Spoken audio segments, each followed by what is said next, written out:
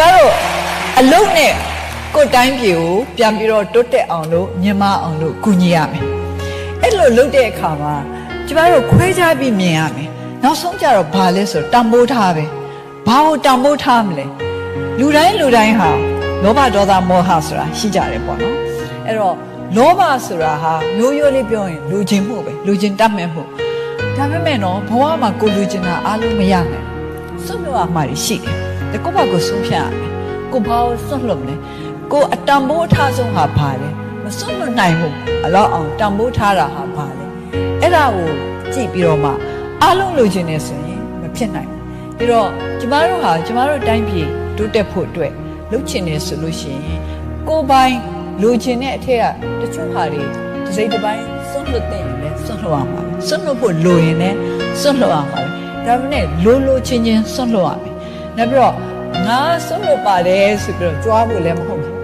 ဒါတကယ်ကိုစိတ်ထဲမှာကျမလေးဟိုအင်ဒါမဆိုလို့အနေနဲ့ခါမှာလေဆိုပြီးကိုပြောတဲ့လူတွေကိုခတ်ကြောက်ပဲဟုတ်စား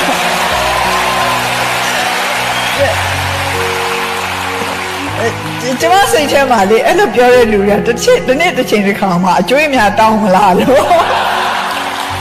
ဒီလို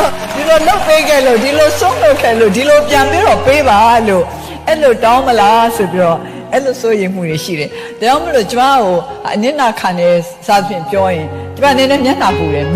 စိတ်ထဲမှာတစ်မျိုးဖြစ်တယ်။ကျမအနစ်နာခံတယ်လို့ကျမမယူဆဘူး။ကျမလှုပ်ချင်တဲ့ကိစ္စကိုကျမရွေးချယ်တယ်။ကျမရဲ့ရွေးချယ်မှုတွေကကျမလှုပ်တယ်။အဲ့တော့ဒီလိုလုပ်နိုင်တာကိုပဲကျေနပ်တယ်။ဒီလိုလုပ်ရလို့အမြဲစိတ်ချမ်းသာတယ်လို့တော့မဟုတ်ဘူးပေါ့နော်။ဒီလိုလုပ်ရတာလဲသူဒုက္ခနဲ့သူရှိတာပဲဒါမှမဟုတ်ကိုရွေးတဲ့ဒုက္ခပဲကိုရင်ဆိုင်လိုက်ပေါ့ဟုတ်ကဲ့အဲ့တော့ရွေးချယ်မှုရဲ့မှာအဲ့ဒါလည်းပါတယ်လေရွေးချယ်ပိုင်ခွင့်နဲ့မှာလေကိုရွေးချယ်ခြင်းတဲ့ဒုက္ခတော့ကိုယ့်ဘာကိုရင်ဆိုင်ရမှာပေါ့အဲ့တော့ကျွန်တော်ဒီဟာအဲ့ဒီရွေးချယ်ပိုင်ခွင့်ကိုမှန်ကန်သုံးဖို့လိုရွေးချယ်ကြပါဘယ်လောက်ပေးမလဲဘယ်လောက်ယူမလဲဘာတွေပေးမလဲဘာတွေယူမလဲကျမတို့နိုင်ငံအတွက်မလုပ်ပေးချင်အခုကျမတို့နိုင်ငံကဆင်းရဲတယ်ဆိုပေမဲ့လေတခြားနိုင်ငံတွေမှာမရှိတဲ့တန်ဖိုးထားမဲ့အရာတွေလည်းကျမတို့နိုင်ငံမှာရှိပါတယ်ဒီဟာတွေလည်းမမေ့စီချင်ပါဘူးဒါလည်းကျမကလေးတွေနဲ့ဆွေးနွေးနေတဲ့အခါကျတော့ဥပမာဆိုလို့ရှိရင်မိသားစုနှွေးထွေးမှုအချင်းချင်းလူသားချင်းအချင်းချင်းနှွေးထွေးမှုပေါ့နော်ကျမဆိုရင်အမြဲပဲပြောပါတယ်ကျမတို့ပြည်သားတွေကဒီလိုကျမတို့ COE ခီးသွားတဲ့အခါကျရင်နွေးထွေးနဲ့ကြိုဆိုကြတာနွေးထွေးနဲ့ဆူတောင်းပေးကြတာပေါ့နော်ကျမ်းပါပါစေအသက်ရှည်ပါစေတက်တော်ရသောရှည်ပါစေဒါပဲသူတို့ပေးနိုင်တယ်ဒါနဲ့ကျမကျေနပ်တယ်ဒါစိတ်ထဲကနေပြီးတော့ပေးလိုက်တဲ့ဆူတောင်းတစ်ခုဟာကျမအတွက်အများကြီးကျေနပ်တယ်ပြီးတော့